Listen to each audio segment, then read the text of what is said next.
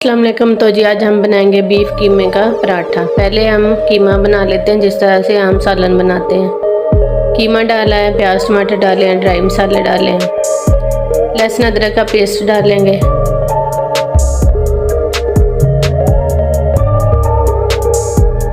पानी डालेंगे और कीमे को पहले गला लेंगे।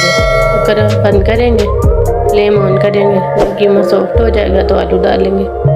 तो जी 10 मिनट लगे हैं, कीमा सॉफ्ट हो गया, फिर आलू डाले। 5 मिनट के लिए फिर कवर करके रख दिया, फिर भुनाई कर ली हमने।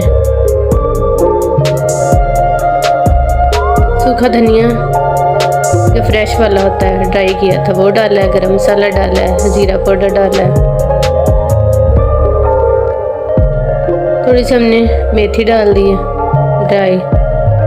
तो जी कीमा रेडी है। पहले इसको रोटी के साथ खा लें, फिर हम इसका पराठा बनाएंगे। तो जी जो सालन बचा था उसका पराठा बनाएंगे।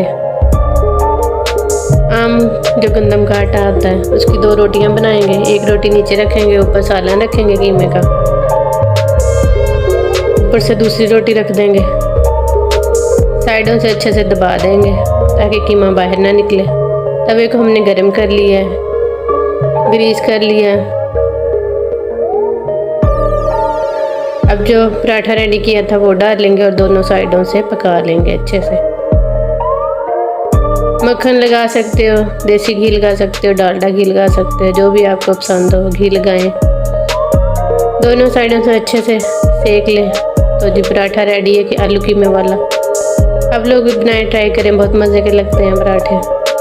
पहले सालन बना लें, जो सालन बच जाए उससे ये वाले पराठे बना लें। नए देखने वाले चैनल को सब्सक्राइब कर दें, बेल आइकन को प्रेस कर दें। बशर्ते ज़िंदगी फिर किसी रेसिपी के साथ हाज़िर होंगे। हमें दुआ में याद रखें। दही के साथ, चाय के साथ खा सकते हो। तो जी अल्लाह हाफ़िज़।